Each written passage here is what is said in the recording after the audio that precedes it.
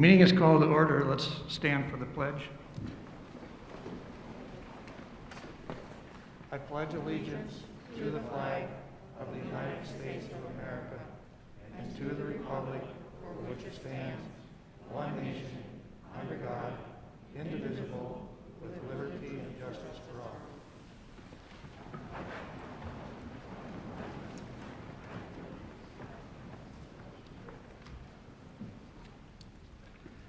Item number 2, be loud. Additions to or deletions from the board agenda. Got anything? All right. Item number 3, Student of the Month. Justice Gage is first. Are we here?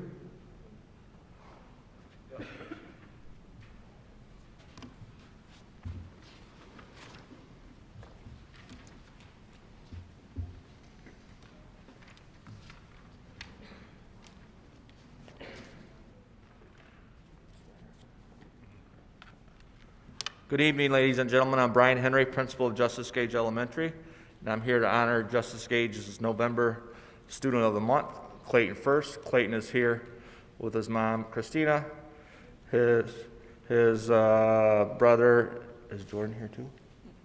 His brother, Zane, and Zane's close friend and family friend, Wyatt.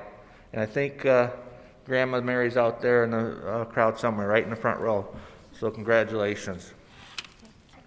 Okay, the Citizen of the Month for Justice Gage is Clayton First. Clayton is a 4th grader in Mrs. Hodges' class and was nominated by long-term sub Curie Fletcher. Clayton comes to this class enthusiastic and ready to learn.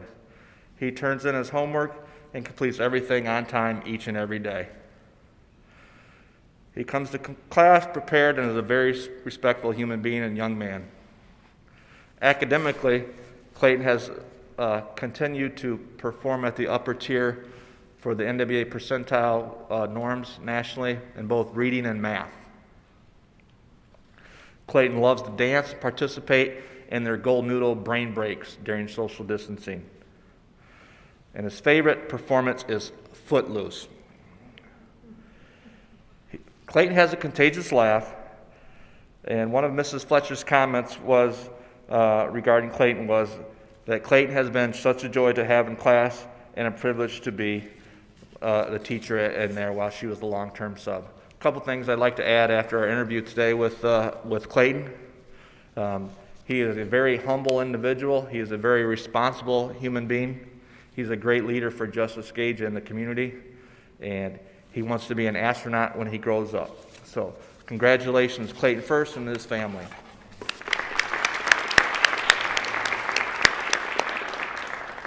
Since I'm going first, I have the honor of reading the certificate for all the administrators for the district, presented by Dowagiac Union Schools, Clayton First, Student of the Month, and a list of schools, and it's from the school board, the administration and staff, appreciating your academic performance and mentoring of fellow students, and signed by the superintendent, Mr. Jonathan Wan, and myself, Brian Henry.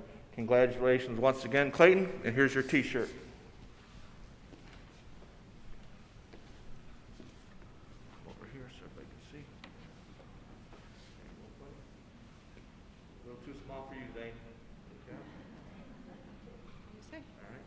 Congratulations, Clayton First.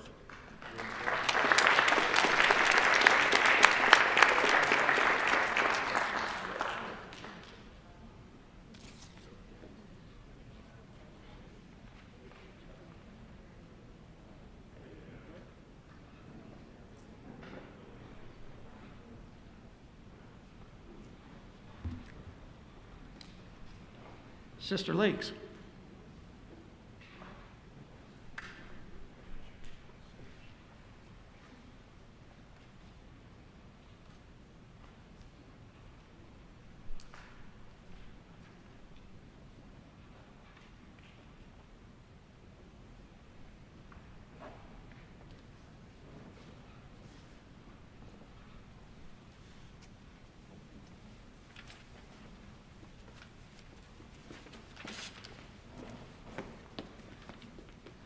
Good evening. I'm Ryan Zietlow from Sister Lakes Elementary. I have the privilege to introduce Miss Hatch, who's going to tell us all about Valerie Soto. Good evening. Valerie was selected by me to be Student of the Month. She lives with her grandparents, Alfredo and Elsa Soto, and she enjoys playing with her 2 younger brothers. Her interests are math, art, volleyball, helping others, and spending time with her family. Valerie also has a large collection of stuffed animals in her home. She's a very responsible and very kind young lady. She's a joy to have in class. Valerie always comes to school with a smile on her face. Her enthusiasm and positive attitude make her a wonderful friend and classmate. Excuse me. Almost makes me cry. Valerie works hard and always does her best at school. She's an excellent role model for others, both for her behavior and for her determination to learn. And I want to present her with this award for Student of the Month. Congratulations, honey. And here is your t-shirt, and I hope it fits. Looks like it will. Please wear it before we're out at the end of the week, okay, honey? All right, thank you very much.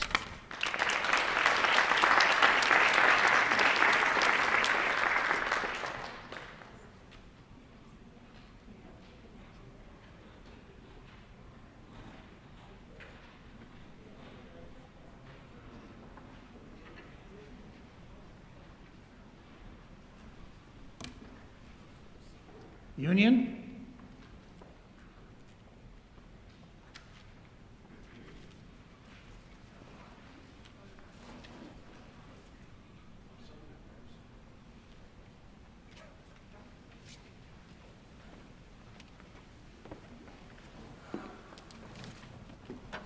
Hi. I'm standing in for Miss Millen, so I'll do my best. I'm Mr. Sperling. I'm the assistant principal at the high school, and I'm here to present Reynaldo Blanco as our student of the month. Reynaldo's here with Mom Maria, Dad Reynaldo Sr., Sister Idalia, and Sister Giselle. And I'm going to read Mr. Cornelius nominated Reynaldo, so I will read his 3-page dissertation. So we'll go through with this. So I'll do my best, Mr. Corn. To the District Board of Education, it is with great pride and admiration that I write to you on behalf of Reynaldo Blanco, the Student of the Month representative. This year has been extremely difficult for teachers, staff, and administrators, especially the students at Dowagiac School District. And while many students have met these challenges, Reynaldo Blanco's work ethic, character, and thirst for knowledge have distinctly stood out amongst his peers. Reynaldo takes school very seriously and views it as a path to reach his goals. I believe that competition helps motivate. Therefore, I regularly ask my students to participate in vocabulary battles through software Quizlet. And I quote, Reynaldo is a stone-cold killer. His classmates tend to get frustrated by the fact Reynaldo wins every time.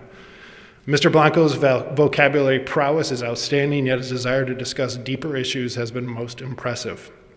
In class, students read articles regarding issues that require a lot of deep thought and contemplation. Many students view this as just another assignment to check off a list. However, Reynaldo always follows up with me and asks questions to continue the discussion for further insight. Reynaldo is not just content with getting the grade, he desires to learn. Most importantly, Reynaldo is a simply great kid. His ethical character is second to none. It has saddened me to see adults respond to each other on social media and in person with such combative contentiousness. However, I am filled with hope when I see students like Reynaldo Blanco practice one of our most basic and cherished values, kindness. Congratulations to Reynaldo Blanco, and thank you for leading by example during these difficult days. Reynaldo Blanco.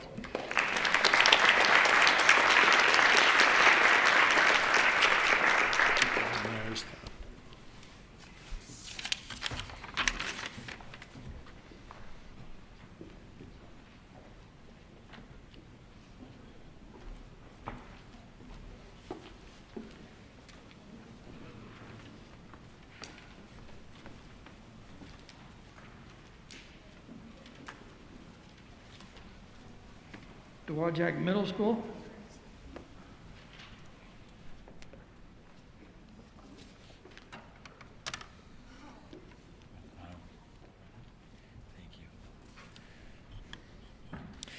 My name is Dr. Whiteman. I'm the principal here at Dowagiac Middle School, and I have the privilege of introducing our Student of the Month for November, and that's Miss Riley Todd. Riley is a 7th grade student here at Dowagiac Middle School and is the daughter of Lindsay Anderson, who is here tonight, and also Tobin Todd, aka TNT. She has a stepbrother named Miles, who's 16, and a sister named Harlow, who is 5. Riley says what she loves most about Dowagiac Middle School is socializing with her friends at school. She also says the teachers are very nice and you get to learn a lot of new things every single day. She says her favorite teacher is Mrs. Van Pettygum, and if you're watching, she has a lot of great things to say about you. She likes her because she is very understanding and a nice person. If you need help with something, you can always ask Mrs. VP. She can help you with practically anything, even when she doesn't know anything about it. I also like her because she's very funny. Riley was nominated by Mrs. Mars, who teaches health at Dowagiac Middle School. Mrs. Mars had this to say about her nominee. Riley is very conscientious. She always is doing her best in class. She is a pleasure to have in class as well and is willing to help out other students or myself if we're having trouble. Riley is a great example of what it means to be one of our many chieftain heroes and displays the qualities of being one every single day. She's helpful, engaged, respectful, and takes ownership. She's empathetic to others and tries to do what she can to keep everyone safe. In her spare time, Riley likes to go outside and play with her little sister on their trampoline. She also says she likes to play video games.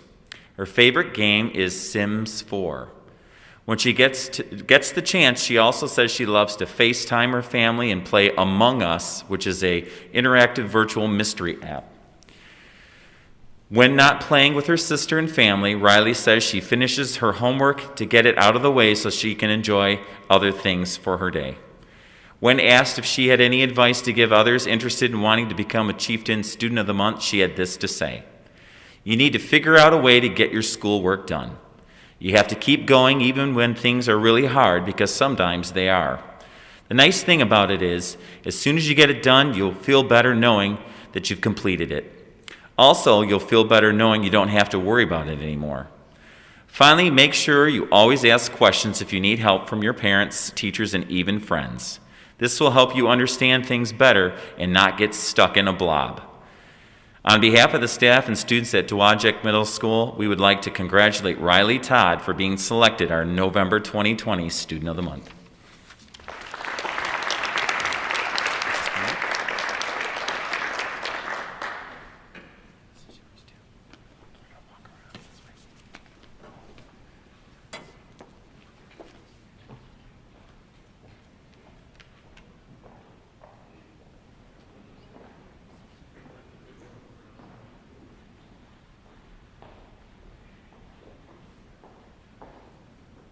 Pat Am.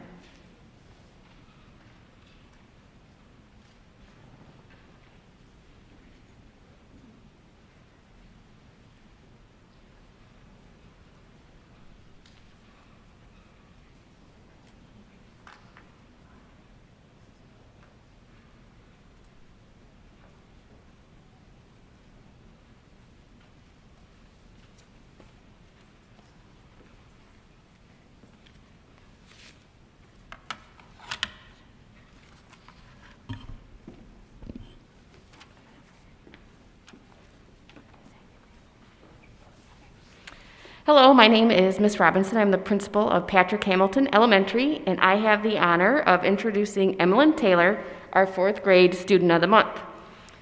Emmeline's favorite subject is music because she likes to sing, and her favorite artists are New Kids on the Block and Emmeline Estrada. Her hobbies include building Legos, playing Minecraft, and playing with her stuffed animals. When she grows up, Emmeline would like to be a fashion designer and plans on attending SMC or Maryville University. And now I will turn it over to Miss Slusher, her 4th grade teacher. All right, good evening, everybody. Emmeline is more than deserving of being 4th grade student of the month. I asked Emmeline why she thinks I chose her as our student of the month. She said, because I help others when I can and I work hard. This is 100% true. Emmeline always has a positive attitude and is encouraging to those around her. During this crazy school year, she finds a way to bring a smile and a laugh to all of us, whether we are in person or online. She is kind, thoughtful, self-motivated, and constantly strives towards success, all of which make her everything a Dowagiac chieftain should be. She is hardworking, inquisitive, and creative. She puts a lot of care and effort into what she does.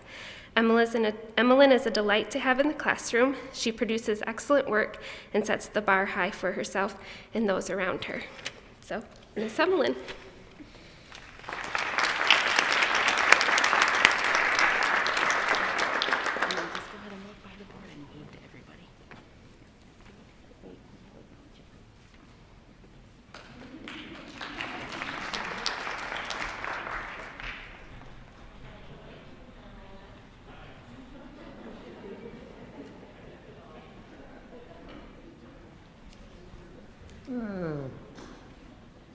Kinchelo.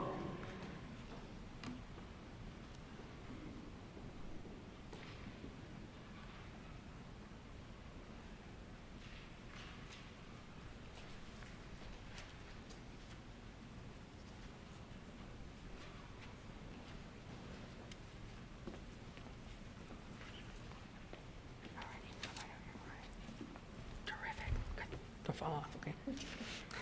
Good evening, everybody. I'm Kathy Stone, principal at Kinchelo Elementary School.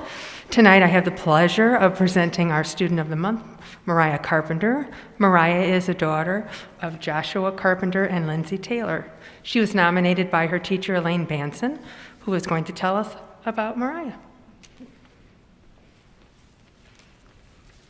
Hi, everybody. My name is Elaine Banson. I'm Mariah's teacher at Kinchelo. I nominated Mariah as our Student of the Month because she is just a very, very hard worker. When we are doing our remote distance learning, she's one of the first students on in the morning, and she's one of the last students off in the afternoon, and she does not stop until her work is done, and done to the very best of her ability. She has a 14-year-old sister named Kylie, and she also has a 3-year-old brother named Lincoln. She has 2 cats named Jasmine and Navi, and 1 dog named Bella.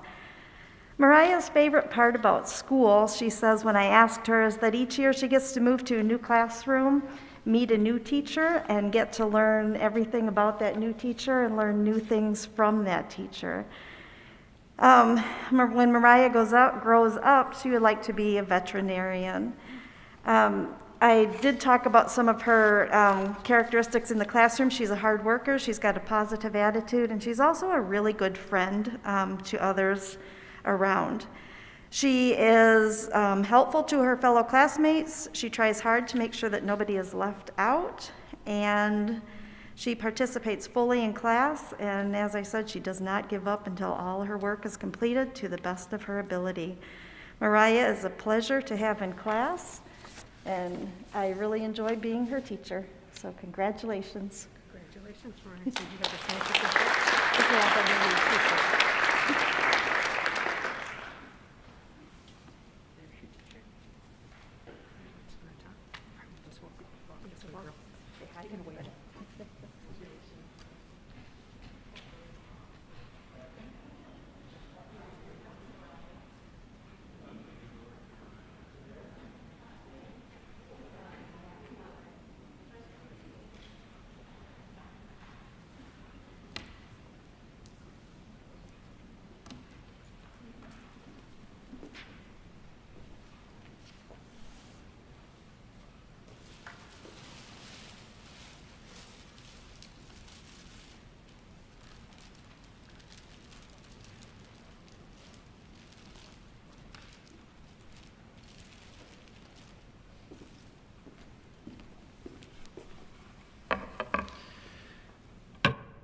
Good evening, everyone. Well, we had thought about trying to keep this a little bit quiet, but it got put on the agenda. So Larry, the surprise of the little spoiled. But the truth be told, I'm glad. I'm glad that you recognized that we're going to recognize you. So I think I might be able to read this without my glasses. I'm going to give it a shot here. Some background about our president, Larry Schmidt. Graduate of Dowagiac. I won't say the year. Graduate of CMU. Proud Chippewa, or a chip. 1968. 1968-69 school year, junior high teacher in Niles. 69 to 70, Union High School, business educator. 1971 to 1999, 28 years, business educator at Santa Rita High School in Tulsa, Arizona. 1999, 2010, teacher, advocate, and director of Pathfinders here at Dowagiac. 1968 to 1999, taught driver's education in Dowagiac and Marcellus. Everybody in this room realizes how tough and how patient this man is, just from that single stat. And then, in 2012, became a board member. And in 2015, elected by his fellow board members, became the president, where he has served for 6 years. If you do the math, that is over a 50-year period of time in a career and life dedicated to children and their education. Some of the things I've heard him say: it doesn't matter who they are. It's all about us loving them and supporting them so they can be successful and reach their full potential. It does not matter where they come from. It only matters that we help them get to where they're going. He gives selflessly to all that he can. He loves Dowagiac. His career completely proves his dedication to not just our students, but the students across this country. Board members serve a community. It's not a job, it's a calling. And 8 years on a board through some difficult times is a testament to what you do, but more importantly, Larry, to what you believe and care about. We have a little plaque here for you, and it's in the emblem up here. It says excellence with a big red apple. I personally think it looks like your big red heart. Larry Schmidt, Dowagiac Union Schools Board of Education, 2012 to 2020. And for a president, a gavel. Ladies and gentlemen, this man has served you and your children and your children's children for an incredible period of time. I would ask you to stand and join me in giving him a round of applause, a small token of our appreciation.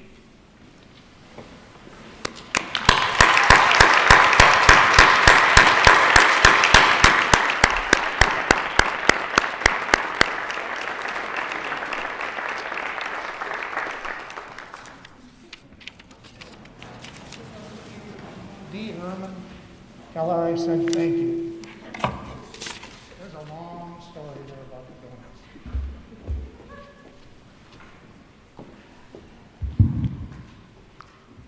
donuts. I would be remiss. I got exhausted. No wonder I'm tired all the time. I've been everywhere and done everything, and I've rented a U-Haul trailer so many times. Whew. But I gotta also mention, we started over here, Jonathan, with 1968. The reality is, in 1964, We were the first graduating class out of Union High School. And, yeah, I'm getting my years right. And my wife now was half of our, forgot what they called them now. Mary Jo, what'd they call them? I don't know what you're talking about. Well, we were the couple of the year, I know that. Oh, that's right. Oh, no, yeah, no. King and queen? Were you king and queen? No. No. Another time, another place. Okay, at any rate, I don't want to take up a lot of your time, but it's been a fun ride. We used to talk about the fact that we probably should write some books about what we've experienced in driver ed. I also decided that probably I should do one for Pathfinders because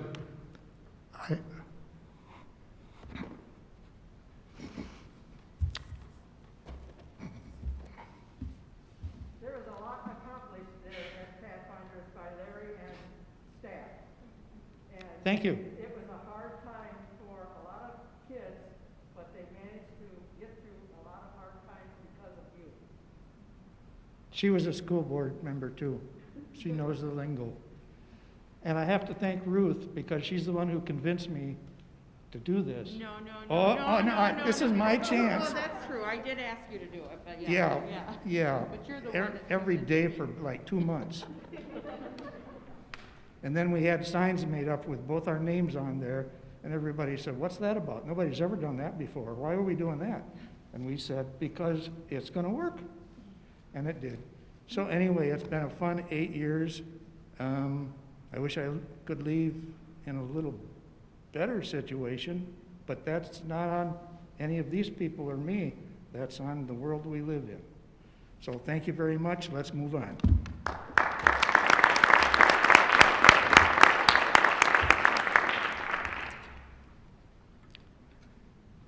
On that note, item number 4, correspondence. What? Oh, God, yes. We got to take a 10-minute break so you can get pictures taken.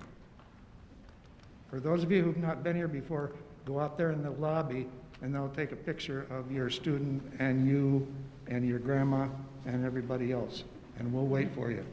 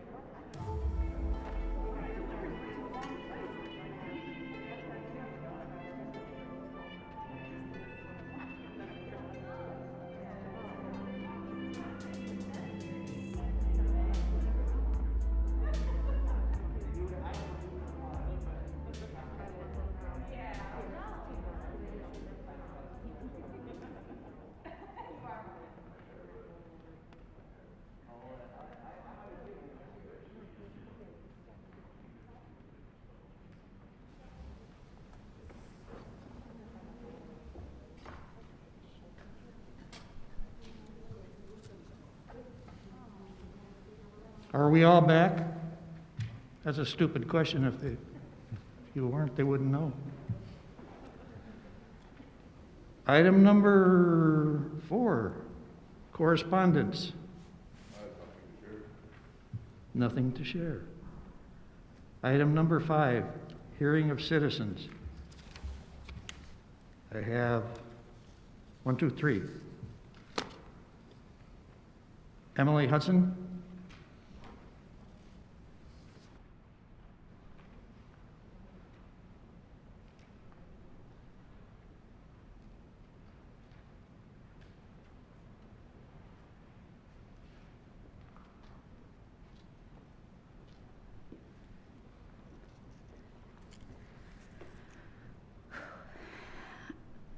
I am so disappointed and brokenhearted tonight.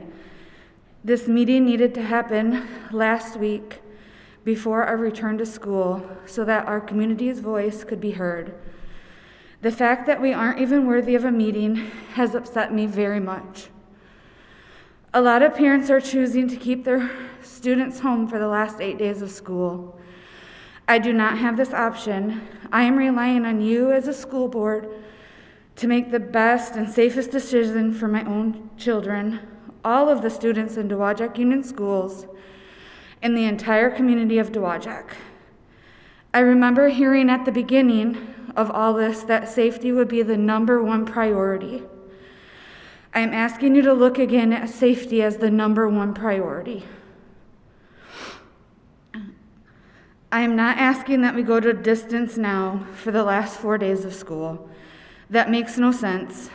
I had just really hoped that we were important enough to be given the opportunity to talk to you last week. I wish a public announcement would have been made if you decided you did not want to meet. If you were set on your decision and did not want to meet, we deserve to be told that. We had no response.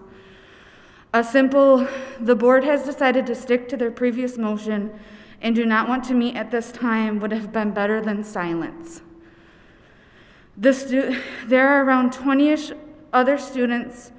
The students are around 20 other students for 6 hours a day, eating 2 times a day without masks on for longer than 15 minutes, and there's not enough room in our classrooms to sit 6 feet apart. How many of you are working in a closed setting with 20+ people for 6 hours a day? And how many of you are still working from home due to COVID concerns? I still can't go into City Hall. City Hall is closed, but our schools are open. We want them in school, I agree, when it's safe. Education has been pushed to the bottom of our reasons for opening schools. We need daycare, mental support, and food. Our educational system is crying out for help. Maybe some of our other community services could be involved and step up instead of the school taking it on all by themselves. A change is needed. We need help getting students their basic needs met, and the schools and teachers can't do it alone.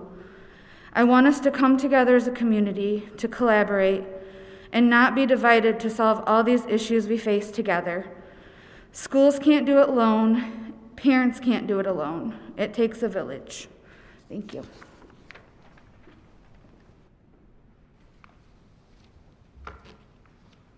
Beth Nate.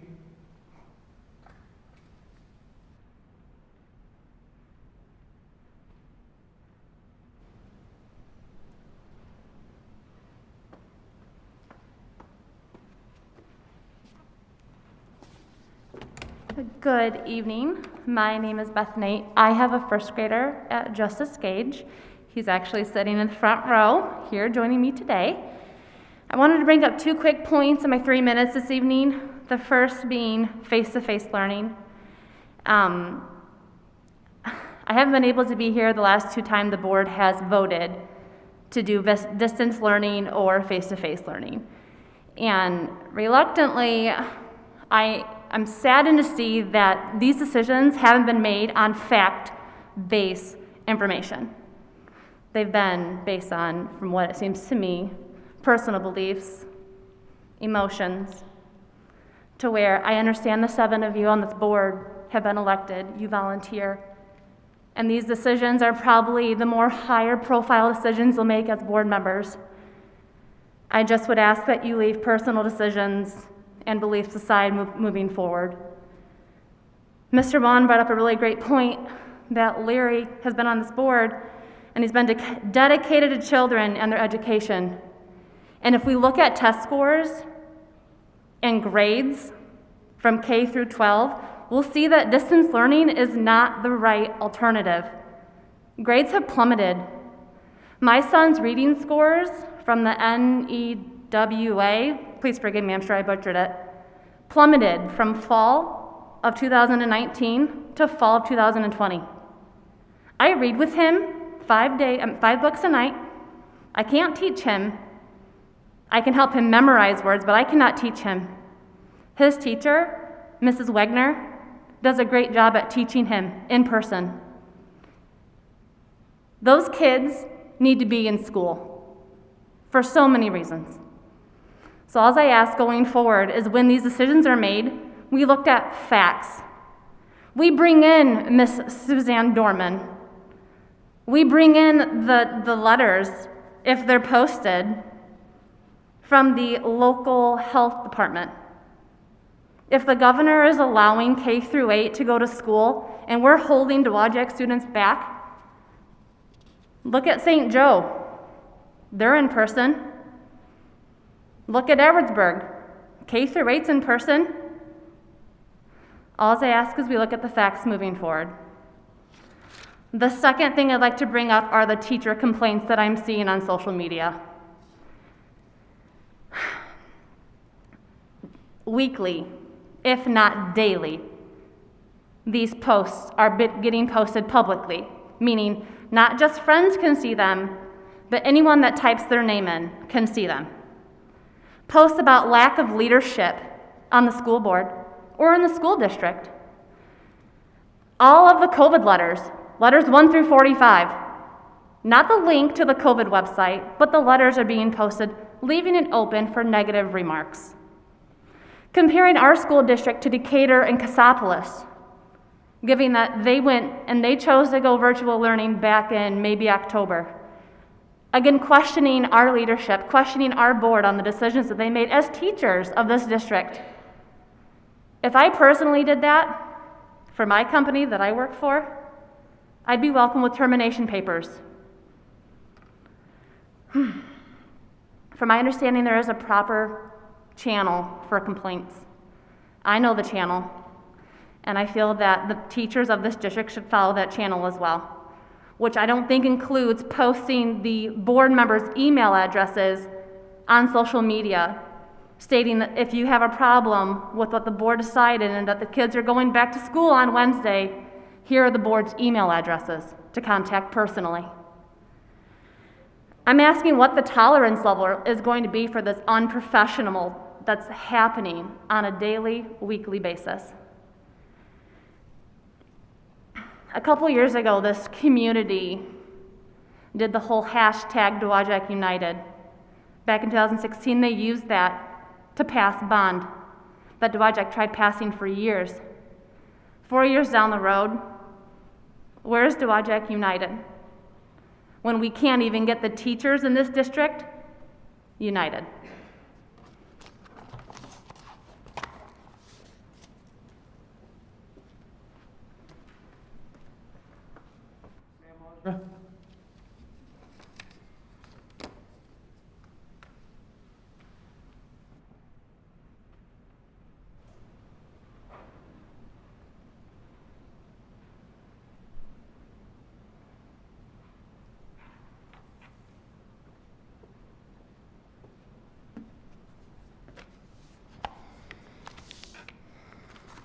Good evening. Here we are again. Another month into the pandemic, another meeting sharing concerns. You have all been put in a no-win situation. None of you ever fathomed having to deal with a pandemic when you first became a board member, just like none of our teachers ever fathomed teaching in the way they've adapted to, going above and beyond. Like none of our students that have adapted better than most adults to wearing masks in school, eating lunch behind plastic partitions, and doing most schoolwork on a Chromebook. Like most of the businesses in our small community, never had to worry about whether they'd survive the financial strain this pandemic has taken on them. It's been mentally exhausting. Nationwide, not just our community and not just our district. The case numbers haven't diminished. They've only gotten worse and closer to home. You're following the state mandate for 9 through 12, but it's okay for K through 8 to be in school. You can't go out to eat with your family, but it's okay for K through 8 to be in school. The amount of people or percentage allowed for indoor gatherings has been greatly reduced, but it's okay for K through 8 to be in school. None of this makes sense. The state extended the mandate, but you sent our younger kids back to school. It was 8 days, now just 4 more before break, and to me, and so many others, it's just another thing that doesn't make sense. It is a recipe for disaster. It's not going to be any different come early January. We started the first 5 weeks online. It was an adjustment, but the students, teachers, and families adapted. October 12th, day 1, face-to-face. 6 days later, Pat Ham closes. October 26th, all back face-to-face. 5 days later, the high school closes. Then Kinchelo. November 11th, back face-to-face again. 5 days later, the high school closes due to the mandate, which was included with K through 8. December 9th, K through 8 goes back, only because the mandate didn't include them. 50-plus letters posted on the website about students, staff, family, and other people testing positive or in quarantine. It's a ping pong game, and it's exhausting for us families that are at multiple schools. It's not going to change or be any different come early January. This is about more than education. This is about the long-term mental health and safety of our students, staff, and families. Yes, we are all longing for routine. None of this is ideal. We all sadly need the daycare aspect of the school day and what that provides for working families. We all want the socialization our kids desperately need right now. But again, we need to look at the long term instead of this bizarre school year. It's your responsibility as the school board to make the policies and best decisions that pertain to our school system. I think this pandemic doesn't fall into that category at all. I think the parents' opinions matter. I think doing our part to keep the community safe matters, and I especially think the opinion and input from all of the staff matters the most. They are the ones dealing with this on the front lines daily, and they, like all of us, are exhausted. I think sending the kids right back after break would be very irresponsible. I think that we all know the highest percent age group that's affected by this virus is older or elderly people, and that's a lot of grandparents. How many of those grandparents help with day-to-day things of school-age kids? It's a lot. It's our responsibility to do our part to keep them safe. Most school-age kids would probably be asymptomatic. What happens when, unbeknownst to them, they infect a grandparent or a family member with underlying health conditions? The guilt they live with is another recipe for disaster. I hope you make the responsible decision come January and extend this shutdown, or at least talk about it at the next board meeting or after the next board meeting. Thank you for your time. Thank you.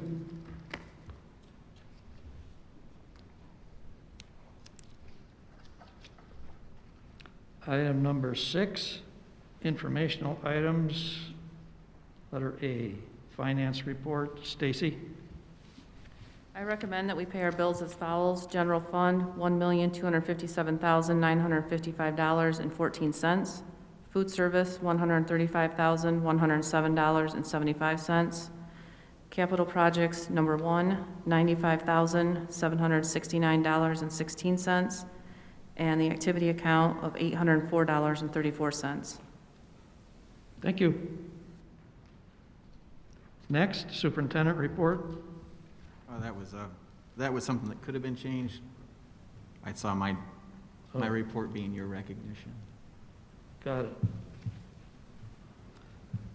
Forget about that. All right, item number 7, consent agenda with several items. Letter A, approval of minutes of the November 16, 2020 regular meeting and closed session. Letter B, approval of bills for payment. Letter C, acceptance of donation from Feed the Children. D, leave per handbook or contract. Katisha Stevenson, receptionist and administration. Tammy Mammal, English, Union High School. Sarah Hodge, 4th grade Justice Gage Elementary. So at this point, we need a motion. Marty Sullivan make the. I, Ron Jones, make the motion to approve items A through D as listed on the consent agenda. Second. All in favor? Aye. Opposed? Motion granted. Item number 8, old business, roll call vote on this. Letter A, approval of new replacement revised board policies as recommended by Neola. I'm just going to move through these quickly. Policy 6114, cost principles. Policy 6325, procurement. Policy 4362.01, threatening behavior. Policy 5610, removal, suspension, of expulsion. 5611, due process. 7440, facility security. 8450.01, protective facility coverings. And item number 8, policy 8450.05, emergency temporary telecommuting policy. We need a roll call. Motion, I'm sorry. I, Ruth Osra, make the motion to accept the new replacement revised board policies as listed. Second. Yes. Yes. Yes. Yes. Yes. Yes. Yes. Item number 9, new business. Letter A, board discussion and monthly reconfiguration of the C19 plan. Need a motion for that.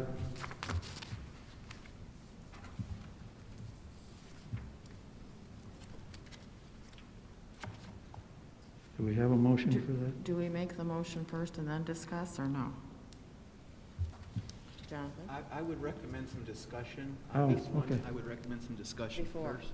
I Yes. think that would, I Thank think you. that is what the process has been, and I think that is probably more aligned with the intent of, especially this month.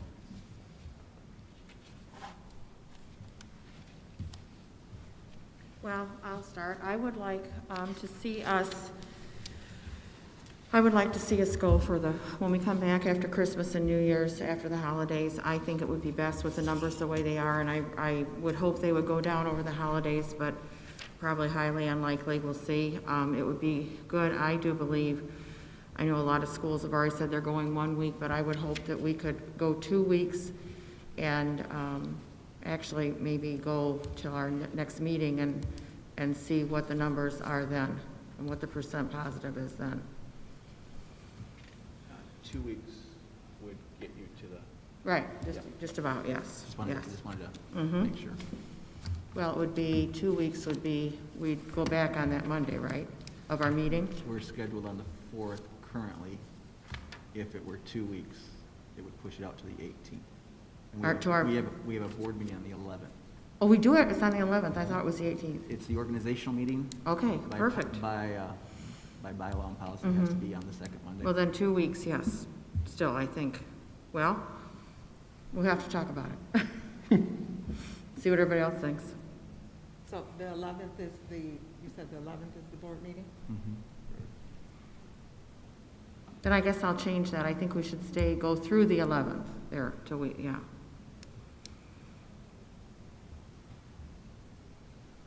That would be a week and 1 day, 6 days, right? Correct? Yes, that would be 6 days. 6 days, yes. Any other discussion? I don't know if going to that Monday and then discussing that night, and then if we decided to not, that gives people zero planning for the next day, you know. Well, then we could go 8 days, we'd go till Wednesday then, if we decide to for our decision. I mean, when we make our decision Monday, they could have 2 days to plan. I don't know about you, but 2 days to plan doesn't seem like very much for our district families I or the thought- daycares. I thought that's what we gave them. Jonathan, what did we give them last time? When the announcement was made, the decision was made on November 16th, and then we started distance learning on the following Monday, so it was, no. I got my dates wrong, don't I? We started distance learning the Monday before Thanksgiving. 23rd, I'm sorry, I missed a week. I missed Thanksgiving week, yes. We started distance learning on the 23rd, so it was a full week from the time of decision until, I was about to jump to the 30th, and I couldn't, my math wasn't, yeah. So the decision was on the 16th, because the mandate at that time was that the high school on that Wednesday, which was announced on the 15th, had to go distance learning on the 18th. Okay. And then the board decided that it would be distance learning starting the 23rd, which is the week of Thanksgiving. And we went that week, the week after, and we came back on Wednesday, Well, I guess I'm going to go back then to then if you guys think we need a whole week, and I understand that, then I would like to rephrase what I would like to do, and, to go the 2 weeks. And we can talk about it on the 11th, see what the numbers are. When are finals? would be the week, the last week of the semester would start on the week of the 18th. Yes, it's the week of the 18th. It's that Monday. Oh. That is correct. Tuesday they would start. Monday is Martin Luther King Day. There's no school on Monday.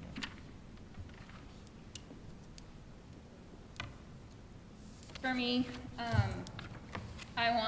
I think kids learn better in school. I would like to get them, I agree that I do think it's hard to close and open and close and open.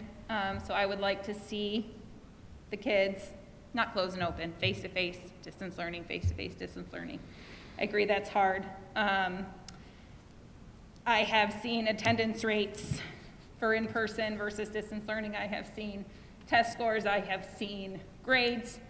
I would like to see us get as much face-to-face time as we can with all students, especially K-5. I do understand that closing for 1 week after break would make sense for quarantine purposes. I would not be opposed to sending them back face-to-face January 4th. That is 9 days after Christmas, I realize. 10 days is the new quarantine, so that's where I'm at. I would just like to see as much face-to-face time for our students as possible. I agree with Carrie, and also we have seen that other local districts are planning on going distance learning only the 1 week after Christmas break. To me, that makes sense from a quarantine standpoint, especially the new guidelines from the CDC that are now 10 days. So that's where I'm at too. Just so I just want to be clear, we're scheduled currently to return from break on January 4th. What I'm saying is, I would like to see the kids go back January 4th. I understand. The 1 week? I would vote yes for 1 week. So you're no more than 1 week, but I would like kids to go back January 4th. Okay. But I don't understand the quarantine purposes. I just would like kids in as soon as possible. Same. Miss Nate brought up all the points I was thinking about.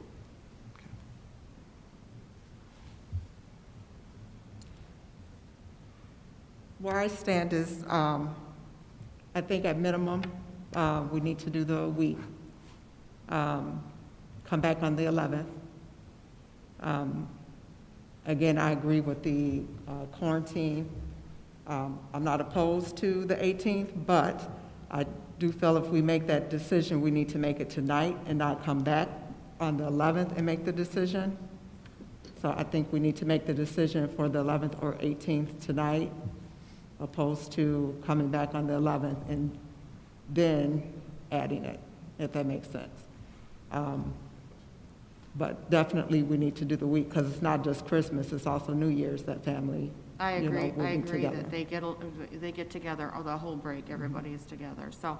And I could see coming back after the first week, but I think we need to look at the numbers, so if we could somehow put, I mean, so what are we gonna, well, I don't know if the governor would ever call K through 8 out, but what if the numbers even skyrocket more than they are now? To me, coming back that just after that first week would not make any sense at all. The governor is going to revisit the 9/12 status on the 20th. That's what we've been told. So on the 20th of December, that was the extension, was a 12-day extension. And they're going to revisit that on the 20th of December based on the numbers. So it's possible the governor and the health department at that point could say high school can come back. They could also say want to extend 9/12. They could also add K-8.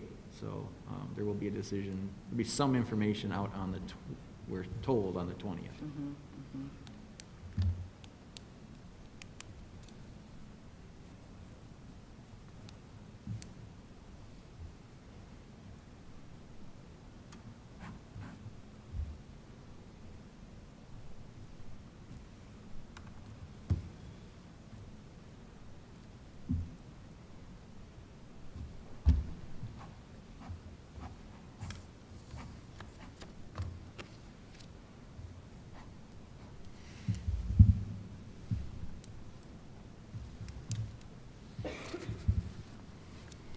Any other conversation? If not, we need a motion. Anybody have a motion? I, Terry Roth, make the motion to reconfirm the Dowagiac Union School COVID-19 learning plan, which provides for in-person instruction, a virtual academy, and when needed, distance learning for all students, including student support for ELL, special education, and other special population programs, and to do distance learning for the week of the 4th, January 4th only, after return from Christmas break. Second. All in favor? Oh, roll call. I'm sorry. Yes. Yes. Yes. Okay, can I still ask a question? The motion on the floor is that we would return on the 11th. Okay, This is a 1-week distance learning motion. correct, unless, for what you said, if the governor states something. If the health department were to make a declarative that K-8 can't, that supersedes the board action. Right. But So if on the 20th or on January 2nd, if the governors and the health department came out and said K-8 cannot be in session face-to-face for 2 weeks, that would supersede a 1-week action by this board. Well, let me ask then, I mean, okay, so if we vote to come back on, take that, just the 1 week off, then what happens when we get to the end of that 1 week and say our positivity rate, and I know it was 17.7, I don't know if it went up today or down, I don't know what it did, I didn't check it.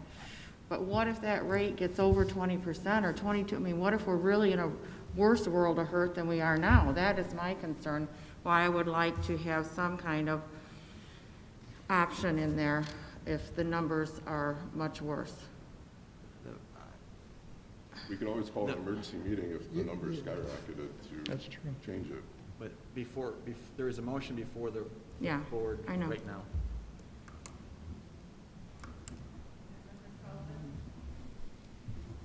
Yes. Yes. Clarification for me too. This is K-12, right? I know Current- If she says on December 20th that they can go back, this means everybody, right? The motion before the floor is, the motion before the board, as my understanding, is that on January 11th, if K-12 can return, Dowagiac K-12 would return. Okay. Yes, that was That's my what I, intent. okay, that's what I would like also, so yes. No.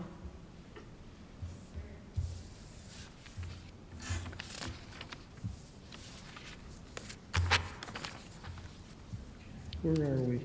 We are to the we're on new business B, discussion regarding upcoming open board seats.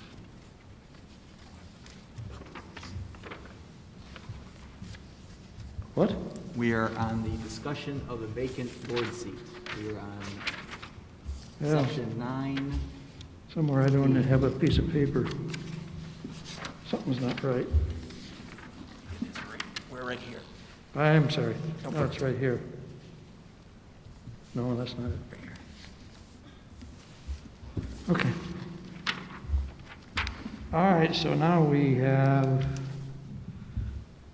item B, board discussion regarding upcoming open board seat. Would you like a recap, Mr. President? Let's just get to it. All right. Ladies and gentlemen, before you is your discussion about how you wish to proceed. We have to post that we will have an opening on starting officially January 1, and by the 31st, the board must appoint a new board member. If you recall, when we went back through this back in August, there was a base posting put out in the newspaper, social media, Facebook, the district website, etc. We had 12 applicants, and the board interviewed all 12 by your decision, fully within your right. And at that point, Mr. Hatcher was appointed. But because Larry has served us very well, but is not going to be around on the 1st of January as a board member, and Tracy won a seat in the election in November, Tracy has an official seat. The seat he had filled is now vacated and is open. So because of the timing, you must appoint, and that appointment would be for a 2-year period of time until the next regular scheduled election. By bylaw, it states that you will post and that you will consider applicants and that you'll go through the process. However you wish to choose to proceed, you have many options before you, but we really, as your superintendent, I'm requesting that some form of decision is made, what you would like posted, when you would like posted, and a general idea of what you're thinking the process will be. You had a memo last month with information. I provided you some different options this evening, and it just comes down to what you'd like to do. Technically, and I really hate saying this, but once the posting is out, you could finalize decisions at the November 11th meeting, as we did in August. You could decide how you wanted to handle things then. But I would recommend, if you have an idea of how you'd like to proceed, that we make that decision tonight, so we can share that information with the interested parties. I think we need to get it posted sooner than later. And I would like to go with being able to do the process to reduce the final number of applicants I agree. interviewed. Yes. Okay.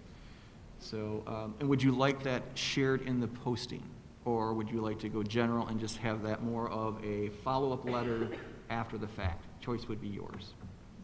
I mean, it wouldn't hurt to say that, the board will make a final determination on the final cut, basically. Yeah, Right? it is fully within your authority as the board in this process. Post it. I would recommend January 6th, maybe the 8th, for all applicants, that would be the Wednesday before the board meeting or the Friday of the board meeting is the deadline for their application information, not application, their letter of interest. My thought is to be able to organize that information packet to present to the board for your consideration before the board meeting on the 11th. Yes. So, But not interview on the 11th? no. Okay, yeah. My understanding from what I heard is you'd like to do a kind of like the review, the determination of if we have 37 applicants, what number would you like to consider interviewing? Okay. So is that what I'm hearing? I believe the board ought to limit the interviews to 3 and put it in the posting, and if we get 5 or 6, then we pick out the 3 that we would like to interview. If they've interviewed before in that 12, they need to interview again.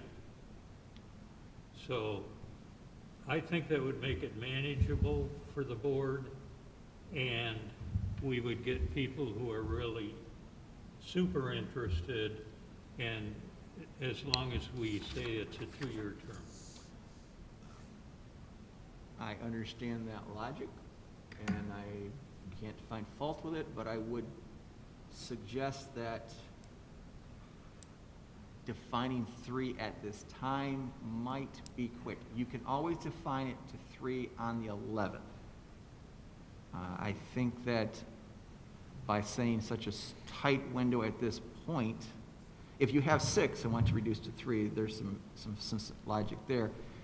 At the 12, we had this back in August, going from my recommendation to the board to go from 12 to 3. That would be a very hefty reduction. I would probably, now the board can do, this is purely my recommendation. They have 0. That is the part I'm concerned about by setting such a tight window up front. I think that the idea of having some kind of reduction is wise. I think that you did a terrific job. I was very impressed by, one, the applicants, and B, your ability to sustain that night.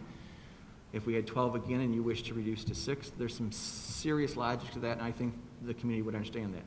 If you have 6 apply and you wish to reduce, what if there are 4 that you wish, but if you define a set number at this point, you kind of pigeonhole yourself into a limitation. I just want to suggest 3.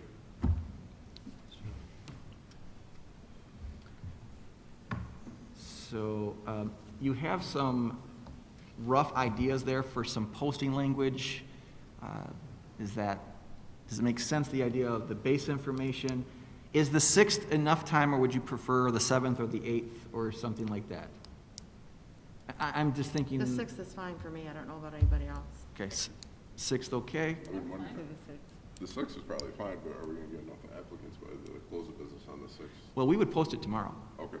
And that's Well, tomorrow or Wednesday, depends on how, yes, but my intent tonight is Kathy and I would go back tomorrow and we're on this, getting this word out. Okay, and that makes sense. So that will give you, 3.5, 4 solid weeks. I wasn't sure if we could post it prior to January 1st. We can post that there will be a vacancy. You cannot take action to fill the vacancy until after the 1st. And that makes sense. Okay, thank you.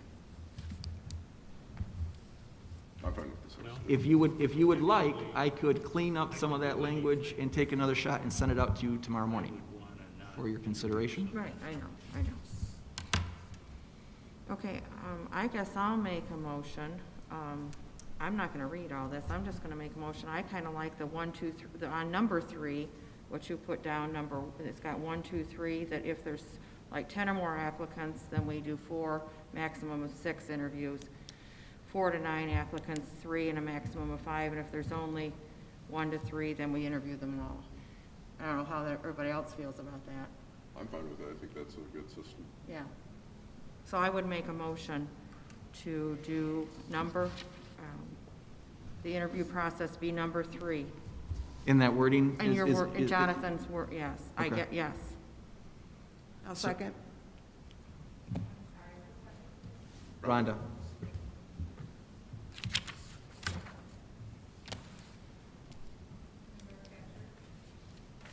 Yes. Yes. Yes. Yes. Yes. Yes. Yes.